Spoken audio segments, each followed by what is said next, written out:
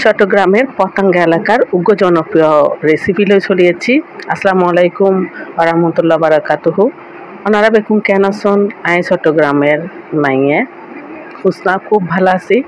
তো আজিয়ে আবারও আর সাতগাইয়া হতা লইনি এবং উগ্র সাতগাইয়া রেসিপি লই চলিয়েছি।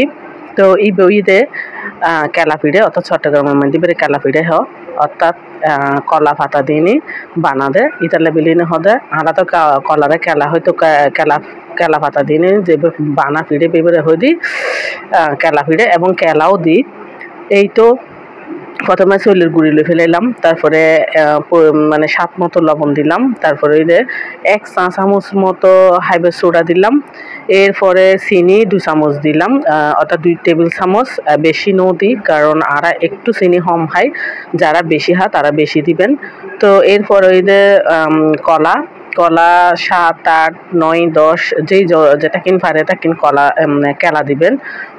তো খুব ভালো মতো এবার শুধু মাখনের ফালা। ও আচ্ছা, মোস্ট ইম্পর্টেন্ট নারকেল অবশ্যই কুচি কুচি করে নারকেল দিবেন, যারা যেভাবে নারকেল খাইতে যেভাবে যেরকম পছন্দ করে এরকম দিবেন। তারপরে কিন্তু খুব ভালো মতো পানি ছাড়া কলা দিইনি, শুধু চিনি দিইনি, হাত দিয়ে চটকায় চটকায় চটকায় অনেকক্ষণ টাইম লাগবে সুন্দর করে মাখি ফেলাবেন। ঠিক এরকম একদম অতিরিক্ত নরমও নয় আবার অতিরিক্ত শক্ত নয়, এরকম ডো তৈরি হইব। তো এখন একদম সকাল সকাল বানাইতে গেগুই। তো এই তো এক হাতের মধ্যে মোবাইল আর এক হাতে একটু ভিডিও করিবার চেষ্টা করি আর কি। এক হাতে ভিডিও করিবার চেষ্টা করি আর এক হাতে একটু ফিরাই ঠিক মতো করে নি বয়াই দিই। তো নিচে কলা পাতা দিয়ে নি, ঠিক উপরে হামির ডু এগিন দিয়ে দিলাম পরিমাণ মতো, 1 কানের পরিমাণ মতো। তারপরে আবার উপরে দিয়ে দিলাম কলা পাতা, এরপরে দিয়ে নি ওকে ঢাকনা দিয়ে নি, ঢাকি দম করিব একদম মিডিয়াম টু লো হিটে। ফিরে গিনম করিব, বেশি হিট দিলে উপরে ফুরে যাবে, ভিতরে কিন্তু কাঁচা তাই যাবে। তো একদম মিডিয়াম টু লো এর মধ্যে কিন্তু এই ফিরে অম করিব।